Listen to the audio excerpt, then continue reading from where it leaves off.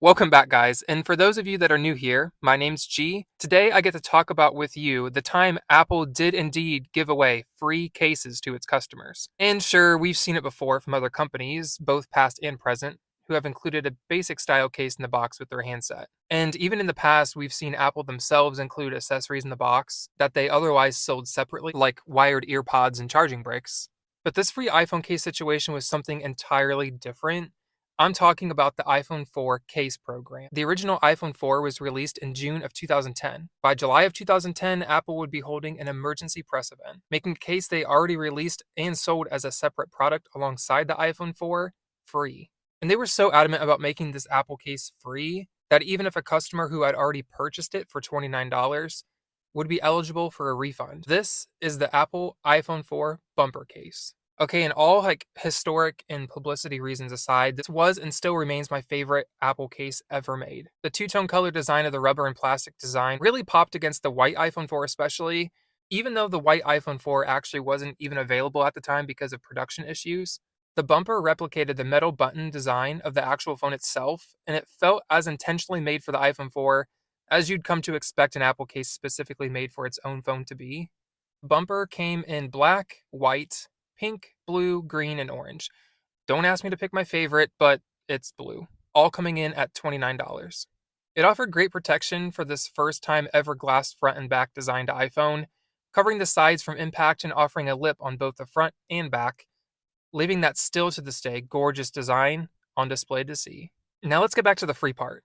To get this case for free or to refund you to make this case you already bought free, there was a system in place, and it had limitations along with it.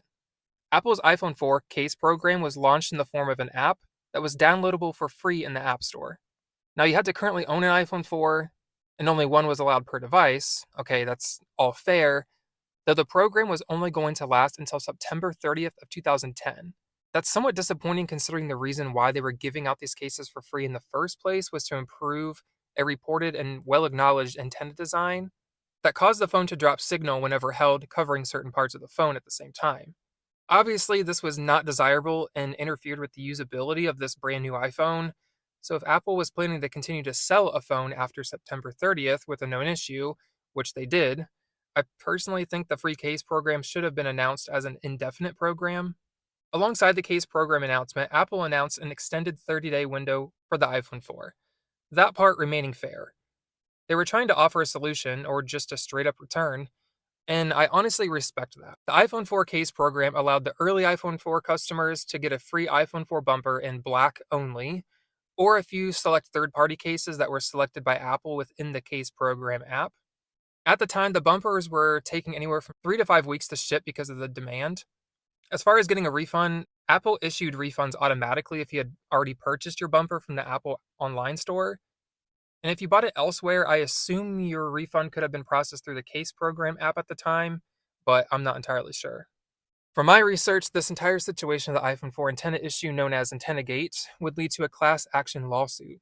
It was settled about 2 years after, and fruition of $15 given to every iPhone 4 customer, or a free bumper case in a 120-day period after it was settled in 2012. I'm not sure of all the details in that conclusion, but that's what I could find with some basic research. I love this Apple bumper design. I had a black one on my black iPhone 4 in the day, and I loved it. The only company I know of that's still offering anything close to this is Rhino Shield. Now, they offer a high degree of shock absorption technology that Apple's really didn't. Apple's was pretty bare bones. I've owned a few for my phones in modern day, including the Pixel XL, my iPhone 10, and iPhone 13. Some of the iterations weren't that good, to be honest. Like the iPhone 10 specifically, I remember being really slippery. I almost considered taking some sandpaper and like roughing up the sides because it was very slick. I was pleasantly surprised though with the iPhone 13's bumper from Rhino Shield. It had like a textured side. It didn't interfere with the design of the bumper, but it offered actual grip on the sides that was made out of the same plastic. It was just like molded to make the sides grippy. It was really nice. And I assume they still make them like that. Overall, I'm just glad to see someone offering an open back bumper like this today. Hashtag bring back the bumper. The Apple iPhone 4 bumper case didn't come without its faults. It made plugging in third-party chargers and headphones a problem, an issue that wasn't unique to the iPhone 4 bumper itself, but to a lot of cases in general. a statement much too similar to what Apple tried to reason about its iPhone 4 signal problem, stating it wasn't just an iPhone 4 issue. Many other phones like Droid, Nokia, and even BlackBerry suffered from it. Whether it be true or not that Apple was alone in this issue, it's interesting to note that Apple made a case for the very first time for this iPhone 4. To be honest, until making this video, I wasn't even aware the bumper case existed before the antenna issues started.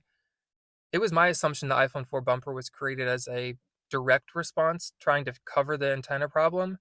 Apple having already made a case to cover the antenna specifically could lead to the theory of some that Apple already knew the iPhone 4 had this issue and that it could end up needing this bumper.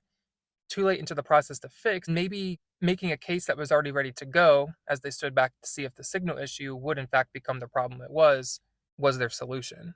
Now that's just a theory, because in just as simple a perspective, the bumper case was multifunctional and was honestly quite clever of design on its own. It offered drop protection with the lip on the front and back, like I said, for that all glass design. It also offered style, color, and customization to your iPhone. Apple could have decided to go ahead and make their very own iPhone case for the first time because by the now fourth generation iPhone, Apple saw the interest in cases for their phones and wanted to get in on the action. And looking up some details on the bumper case itself, I did see that Apple actually referenced this at the iPhone 4 keynote, that they had made their first case starting with the iPad, and now they wanted to try one for the iPhone. The case was done in a very Apple form, wanting to preserve the beauty but not fully covering the device. Though I can't help but notice that they never reused this design again to preserve the beauty of future all glass phones like the iPhone 8 and 10. That's interesting. That being said, I love this case, and, well, I love the iPhone 4. The iPhone 4 bumper, the first and only Apple case that could be had for the price of free. Speaking of free, if you enjoyed this video, please consider subscribing and liking this video. It shows me free support along my YouTube journey, and it goes a long way for me. Thanks again, and until next time, I'll see ya.